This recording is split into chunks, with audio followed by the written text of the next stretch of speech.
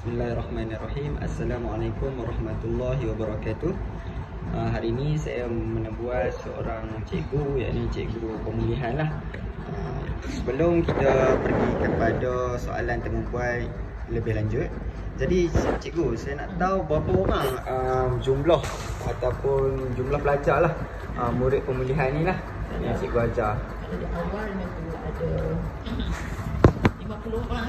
50 Lepas tu dah orang. pindah masuk pendidikan khas apa semua, tinggal 1, 2, 3, ada 46 orang. 46 orang. Tu kira masuk dengan tahap 1, tahap 2. Tahap 1, tahap 2. Oh, 46 orang. 46. Ramai juga tu lah. Kelas-kelas kalau tahun 2 semua ada. Tahun 2 ada 4. Ada 6 orang. Dalam tolak aku ada 6 orang. Tahun 2. Tahun 3 ada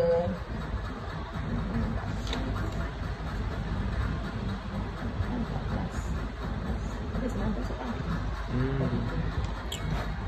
Cukup lah. Betul-betul. Jadi soalan seterusnya cikgu, bagaimana cikgu merancang aktiviti PDP untuk murid pemulihan ni lah? Sebab seperti kita tahu, murid pemulihan dengan murid yang dia sama je macam murid biasa kan. Tapi kadang tingkah laku ataupun gaya pembelajaran mereka berbeza je. Jadi macam mana cikgu merancang aktiviti PDP tu?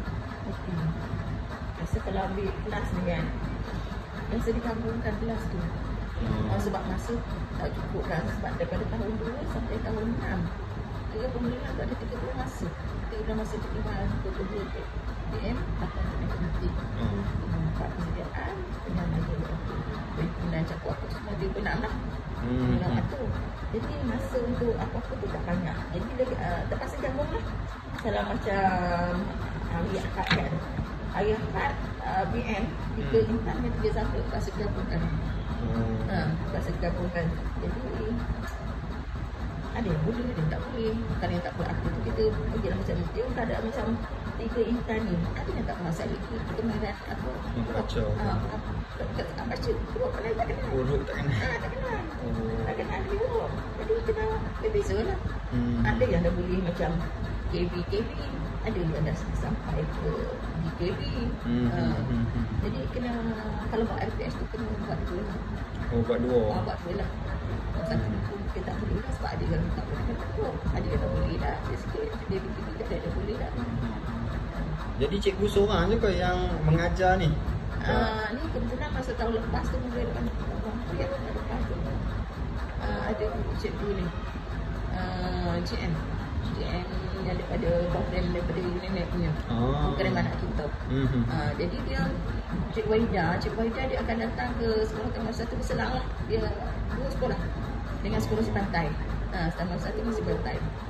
Dia dapat membantu kalau macam bukan misalnya kalau hari tu dia boleh lah apa, dia tak boleh mengajar di depan, tapi dia boleh bantulah di mana yang budak yang tak boleh mengajar, dia sediakan panggil lah, tarik budak tu belakang, dia akan ajar. Ajarlah. Itulah bantu tak boleh. Program tak lama, cuma setahun je. Setahun je, mungkin dalam bulan 10 setelah dia ada 11 tahun ni? Boleh daripada tahun lepas. Jadi setahun lah program tu. Jadi dari UNIMED pun dia adalah bekalkan buku-buku macam ni. Yang ni buku UNIMED mana ni? Buku UNIMED lain. Tapi ada buku jilid 1, jilid 2 tak. Tapi tak apa-apa, tak ambil lagi. Tapi dah ada dah. Baru jilid 1 lah. Jadi buku ni pernah tak ada sampai. Jadi dah malas sikit nak buat buku. Boleh lain kan? Okey. Jadi ada BM je kan? Kemudian dia ada bagi lagi TV, smart TV. Kemudian dia nak bagi macam dia nak bagi BM je.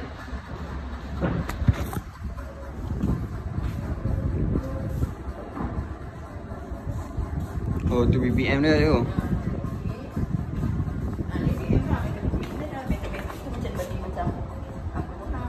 Macam kapet tu boleh buat apa ni, matematik. Oh, ni kapet dia. Kapet matematik. Macam jamulak tu kan. Oh betul lah, sebab pemulihan ni dia matematik dan bahasa Melayu je kan? Baru dapat tu. Ni yang dibagi itulah. Yang bagi. Ni bukan apa tu macam dadu tu boleh letak. Sebab baru dapat kan, tak boleh apa lagi. Boleh letak macam huruf ke suku kata ke kan. Heavy tu. Matematik. Okey. Dan ni buku dia lah, buku yang dia bagi tu. Kira buku ni bagi terus ke? Bagi terus. Oh. Kira budak tak kena bawa keluar duit apa-apa? Tak perlu. Oh. Tapi buku macam taras dia tinggi lah kan macam matematik ni. Matematik kalau tahun 3 bukan budak tahun 3 tu boleh buat kanan tu. Rasa guna yang tahun 2 punya. Tak boleh. Oh betul. Tinggi arah dia. Oh, okey. Ni macam dia bagi tu ni pun tahu dia punya start apa. Dia ada macam ni. Dia tak semualah. Dia bagi jadi.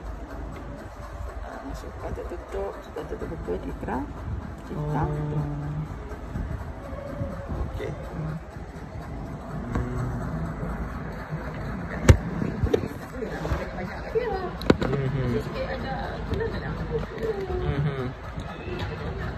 Okay, jadi soalan seterusnya, apakah pendekatan pengajaran yang cikgu gunakan dalam kelas pemulihan? Macam cikgu ada TV kau yang semua kan?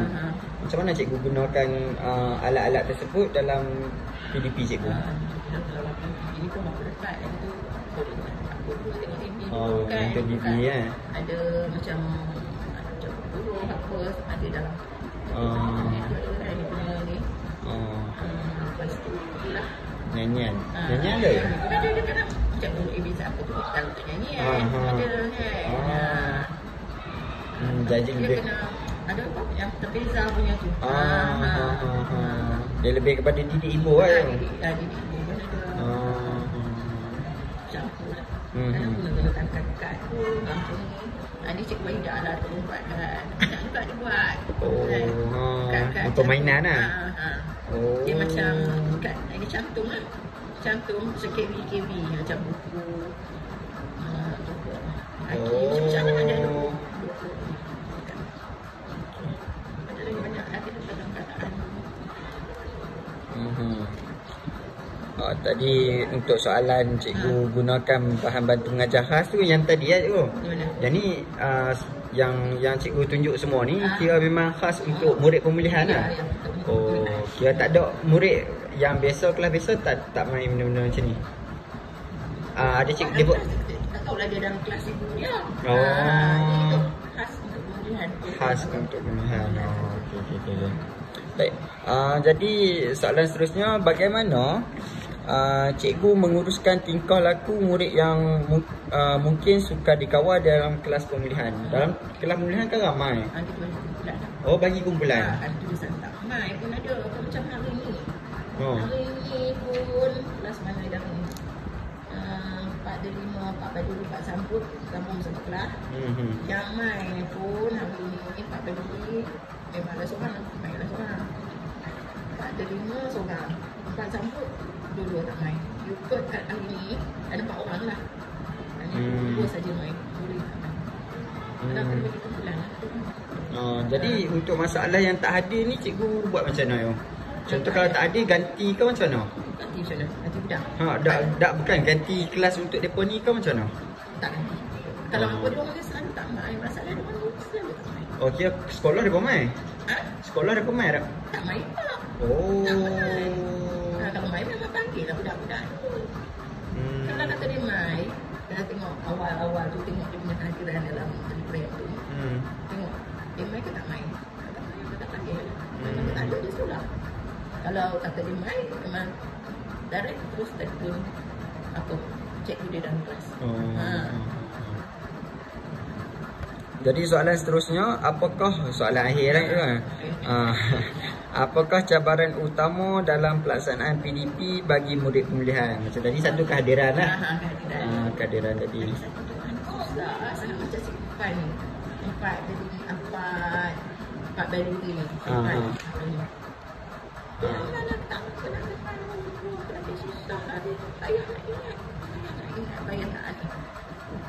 Dia susah nak dapat. Darjah 4 dah tu. Darjah 4. Masalah dia buat ni. Dia buat ni kalau ada sekejap nanti dia tak tahu lah. Adik dia pun kemudian juga. Abang dia dulu tahun lepas tahun 6. Tahun 6 kemudian juga. Tapi mungkin abang tu rajin sikit. Jadi bila masa tahun 6 dia baca. Mana dia dapat kemudian dah. Jadi adik ni kurang. Biasa dia orang masuk kemudian dia kebanyakan banyak. Dari sokongan ibu bapa pula macam mana? Kurang sangat. Kurang sangat? Sekolah aja. Tak ada. Macam cikgu kalau cikgu panggil main sekolah, depa main macam report kat apa ataupun cikgu bagi. Kadang ada surat apa pun kadang-kadang dia main pun macam contoh macam selalu tak main budak ni. Puteri Rabaitul ada yang ni. Selalu tak main. Jadi tak ada tindakan pun. Bagi juga surat amaran dari sekolah. Tak tindakan daripada ibu bapa tu. Kan ada orang sekarang tu masalah. Orang dalam keluarga tu ada masalah. Kadang ada macam lain. Jadi anak tu tak tahu nak ikut siapa kadang. Anak tu rasa jaga adik rumah. Soalan peribadi lah. Soalan peribadi aku tu kan. Masalah ajar tak ingat. Ini kita ajar bila kita tak apa main net tak lupa balik. Ada masalah. Ada juga yang budak-budak yang tak apa masuk pendidikan khas. Mana dia orang memang ada macam masalah dapat pengesahan daripada doktor. Ya, masa ni nama dia dah dapat dekat masa bulan apa tu. Akhir kayu ni dia memang dah dapat kad dah. Sebelum dia masuk tahun 2 dia dah dapat kad dah. Jadi dia dah ketua bawah dah. Adik Anaki ni dia pun dapat kad. Tapi belum dalam proses lah dapat kad. Tapi masa aku jumpa doktor itu kan ada prosper yang video buat tu memang dia dapat kad. Dia tukar dia dengan seorang lagi budak. Memang tak boleh. Memang ada masalah. Jadi kalau budak yang bermasalah ni memang cikgu bagi nama tu dekat parents suruh depa pergi jumpa doktor. Kau macam mana yo? Ke atas inisiatif parents juga? Bagi tahu dekat Waris. Waris. Ni program DPD Prosper ni. Jadi cikgu kena pergi sekali masa baru lepas tu tak boleh. Sekolah pendidikan khas. Kena pergi, baru kena pergi sekali untuk anak. Dekat situ semua ada.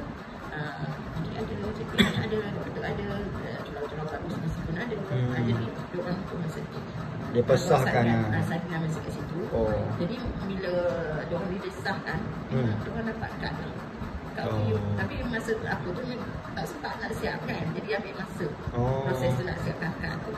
Jadi sementara nak tunggu tu dia kena ada pemulihan dulu. Pemulihan dulu lah sebab dia tak dapat kad. Dia dapat kad baru dia boleh turun bawah. Jadi yang tu beberapa cabaran lah yang cikgu hadap lah. Nak bunyi kan. Soalan lagi apa pun ada yang pun ada yang memang ada kat belakang dulu. Patah tu kan lain. Jadi memang budak yang tak mau nak bercakap sangat. Ataupun dia masih berkemulihan, dia ada kan.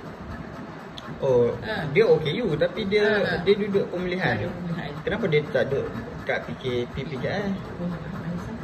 Ramai sangat. Tak mungkin tak tempat nak ada lagi. Nanti kalau kata lepas budak dia dah tua ada lagi. Baru dia masuk. Setakat lah nampak tak dia punya perkembangan ataupun improvement lah. Dia kena dibimbing tau. Dia kena dibimbing. Boleh macam kat KB tu dia boleh lecture kan. Tapi kita kena bimbing. Dia kena bimbing. Kalau tidak dia tak cakap, dia tak berani lah. Okey. Jadi itu sajalah soalan temu bual saya bersama dengan Cikgu Pemulihan ni. Jadi sekian saja daripada saya. Terima kasih. Terima kasih.